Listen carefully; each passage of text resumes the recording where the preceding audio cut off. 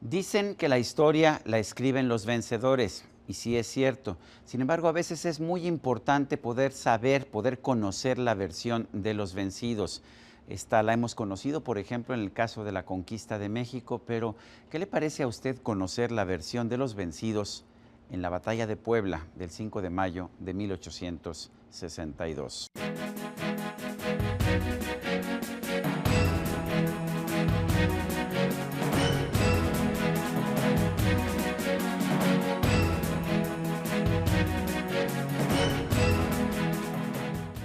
Teresa Matabuena Peláez es historiadora y es directora de la Biblioteca Francisco Javier Clavijero de la Universidad Iberoamericana. Teresa, gracias por estar con nosotros en la entrevista. Conocemos muy bien las crónicas de la victoria mexicana en la batalla de Puebla del 5 de mayo de 1862, pero ¿tenemos forma de conocer la versión de los vencidos, de los franceses en esa batalla? Así es, tenemos en la Biblioteca de la Universidad Iberoamericana un manuscrito que se llama Los vencidos del 5 de mayo, y es la visión de los franceses de la batalla del 5 de mayo. Es un manuscrito bellamente decorado, que mide 70 por 40 centímetros, es un manuscrito hecho con mucho cuidado. ¿Quién escribió ese manuscrito? El manuscrito lo escribió un señor que se llama Jean-Ephraim de Lanús, que fue el capellán del ejército francés durante la batalla del 5 de mayo. Entonces, desde el punto de vista del ejército francés y de esta persona que estuvo en contacto directo con los soldados. Cuéntanos, ¿en qué se distingue esta visión de los vencidos del 5 de mayo con la visión que ya conocemos del triunfo mexicano?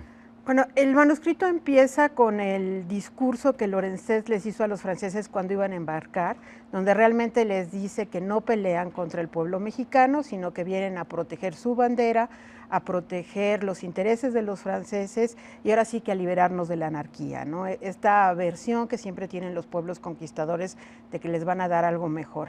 Y va narrando poco a poco, desde la llegada a Veracruz, todo el camino hacia Puebla, y los obstáculos con los que se van encontrando. Principalmente se queja del calor y de lo difícil que es el terreno, sobre todo cuando pasan las lomas de Aculcingo. Ahora, el calor, sobre todo, me imagino en Veracruz, que estuvieron ahí un buen tiempo en Veracruz, en las lomas de Aculcingo, al contrario, puede hacer bastante frío, aunque en mayo no necesariamente. Pero después viene la batalla. ¿Qué nos cuenta el autor de este manuscrito sobre la batalla? Lo que es interesante de lo que nos cuenta la batalla, primero es y es una cosa que molesta en el manuscrito, es un desprecio al pueblo mexicano y al ejército mexicano. Ellos hablan de que es un ejército sin logística, que es un ejército sin disciplina, que es un ejército de hombres cobardes, y además, y lo dice el manuscrito, que si vivieran de la cacería morirían de hambre porque no le dan ni a un conejo, ¿no? Entonces es como contradictorio desde mi punto de vista, porque si perdieron, pues es mejor perder contra un enemigo digno, ¿no? Porque si además era tan malo y además perdieron. Entonces, esto es muy interesante a lo largo de todo el manuscrito, y esta narración que va haciendo hora por hora de todo lo que es lo que fue la batalla del 5 de mayo. También es muy interesante lo que dice el capellán del ejército francés, de que lo que sí se ve a lo largo de todo el manuscrito, que es muy interesante, es que hay un enemigo común para ambos ejércitos, y es el miedo a la muerte. Y eso sí se ve muy claro en la narración del manuscrito.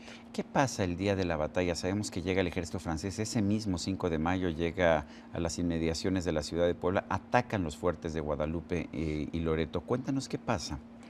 Mira, lo que pasa es que hay un ataque. El ejército francés primero no espera ningún tipo de rechazo. Ellos pensaban que tanto en las inmediaciones de Puebla como en Puebla iban a ser recibidos con ovaciones. Entonces cuando como liberadores de alguna manera, ¿no? Exactamente, cuando enfrentan o cuando encuentran que sí hay una resistencia, obviamente no se le esperaban, ¿no? Después esperan refuerzos del lado conservador que no les llegan nunca. Refuerzos mexicanos, pensaban que iba a haber un ejército mexicano. Que iba un ejército que los iba a apoyar, que no llega nunca. Después confunden a los ejércitos del general Zaragoza con con los refuerzos, entonces como que les dan paso, entonces ya cuando están tomados, y después se quejan mucho del clima, ese día cayó un aguacero impresionante. Me acuerdo, sí, pero una verdadera tromba, sí. Así es, y entonces dicen que bueno, pues contra ese aguacero pues nadie puede pelear y que realmente fue la mala suerte, fue el clima y la falta de refuerzos lo que les hizo perder la batalla. En su parte militar recuerdo muy bien el general Ignacio Zaragoza, que además era muy joven, tenía 33 años de edad solamente, señala que el ejército francés se desempeñó con valentía, pero que tenían muy mal comando. ¿Fueron errores de Lorenzés lo que llevó a la derrota en el 5 de mayo? Yo siento que sí fueron errores, que le faltó lógica, que además es esta visión de los ejércitos muy fuertes de que el enemigo no vale la pena, y bien dice un refrán que no hay enemigo pequeño. Claro. Entonces no se prepararon bien porque no esperaban un rechazo. Era un contingente pequeño, o sea, apenas un poco más de 6,000 efectivos, recuerdo, y pues te lanzas contra fuertes que a lo mejor no están defendidos por un mayor número de personas, pero en el fuerte tienes manera de atacar con la artillería, que fue lo que hicieron los mexicanos de alguna manera.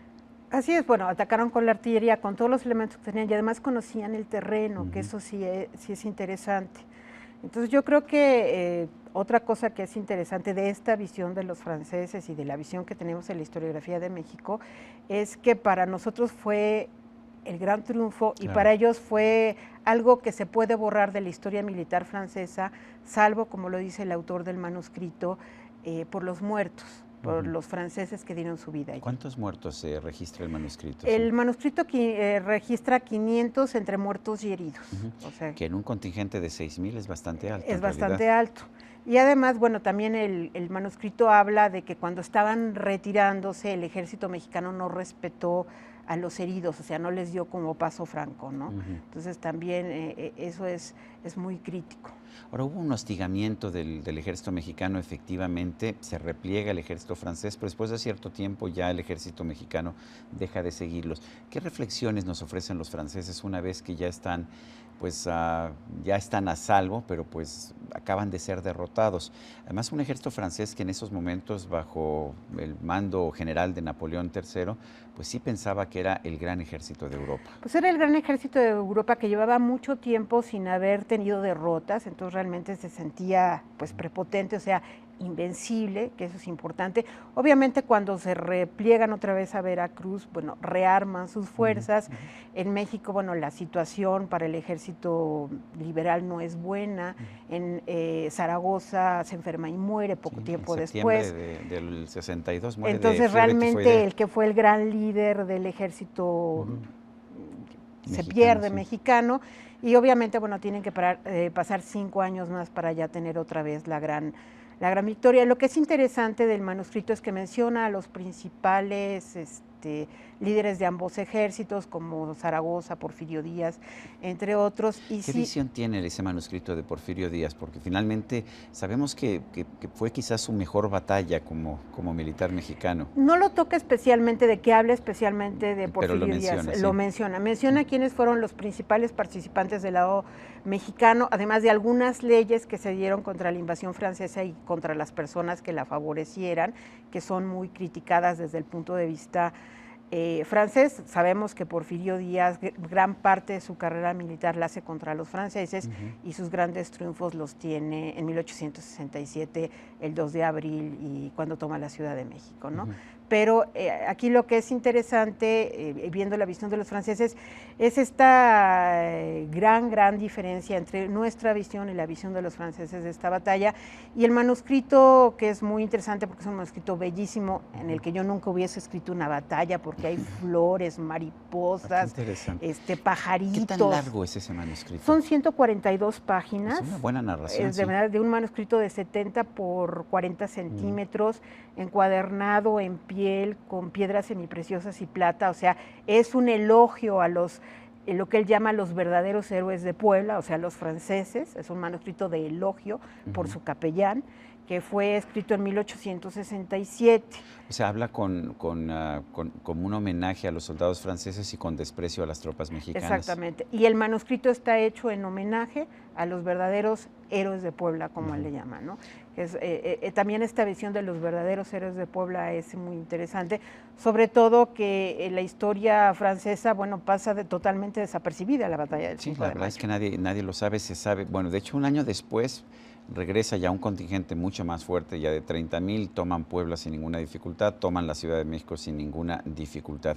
¿Qué reflexiones nos deja al final este capellán, este autor del manuscrito, ya en la parte final de Pues su ya en la obra? parte final él habla de, yo creo que lo que a mí más me llamó la atención es este desprecio por el enemigo, desprecio por el ejército mexicano que a mí los había derrotado, ¿no? Sí, que dices, bueno, pues ya si lo escribo 5 años después, por lo menos le doy un poquito más de valor al que, aunque haya sido una batalla, sí fue una batalla en la que los expertos en historia militar de México dicen que fue una batalla, fue un triunfo psicológico, de tal manera que el ejército mexicano... Se demostró que el ejército mexicano podía ganar, era la primera victoria de un ejército mexicano contra un ejército extranjero. Y que el ejército francés podía perder en esa época, ¿no? También se ve que, bueno, aunque sea cual sea la batalla, hay que prepararse con una logística adecuada y no dejar a las inclemencias del tiempo decir que se perdió por la lluvia. O sea, pues si uno viene y en mayo llueve en México, pues hay que planear qué pasa si cae un aguacero, ¿no? Y el chaparrón les cayó a los dos ejércitos. Exactamente, y además los dos se mojaron, ¿no? Pues sí. Por otro lado, bueno, pues sí es uno que viene como invasor y otro que defiende su tierra, aunque no esté de acuerdo con la postura liberal y que fueran conservadores, mucho de la defensa no fue a favor del ejército conservador, sino en contra del invasor, que eso también es importante, ¿no? Sí, bueno, yo recuerdo que el propio Juárez no conseguía el mandato del Congreso para tener recursos para las tropas incluso unos días antes, o sea que el país estaba claramente dividido. ¿Cómo llegó el manuscrito a la Universidad Iberoamericana? La historia del manuscrito es, bueno, desde que se escribió se ha seguido la historia del manuscrito. A la Universidad Iberoamericana llegó en 1995 a través de una donación del señor Manuel Arango. Él donó una colección importante de manuscritos y libros a la universidad, muchas joyas bibliográficas mexicanas, en 1995, y el manuscrito se compró en 1985 en una subasta en Estados Unidos. Al parecer, antes de pasar a la subasta de Estados Unidos, perteneció a la biblioteca de Marte R. Gómez, que a su muerte fue vendida por sus descendientes. Hasta donde hemos llegado a averiguar, y el manuscrito está reproducido en una edición pues no tan bella por el Fondo de Cultura Económica en una edición de 1973. ¿Qué va a pasar con ese manuscrito? ¿Qué pasa con esos manuscritos históricos? ¿Quién los ve? ¿Cómo se trabaja con ellos? Bueno, el manuscrito se encuentra en la biblioteca de la universidad, está abierto a la investigación. Hay que llegar a pedir permiso, pero sí. Pero el que quiera lo puede consultar, la biblioteca está abierta. Obviamente es un manuscrito que por las características pues se maneja con cuidado, se trata con guantes, tiene que ser un investigador para que no se maltrate o sea, tenemos un equilibrio entre conservación y consulta, o sea, conservamos para que se consulten, pero no los ponemos en peligro, que yo creo que es una de las cosas importantes. Si no es un investigador que quiere ver cosas como muy específicas, pues se le presta la edición facsimilar porque es mucho más fácil, pero yo creo que es importante tener acceso a estos materiales. Teresa Matabuena Peláez, directora de la Biblioteca Francisco Javier Clavijero de la Universidad Iberoamericana, gracias por esta fascinante conversación. Gracias por la invitación. Y a usted, amigo televidente, que hace posible este programa, se lo agradezco también. Esto es todo por hoy, pero no se le olvide. Nos vemos la próxima.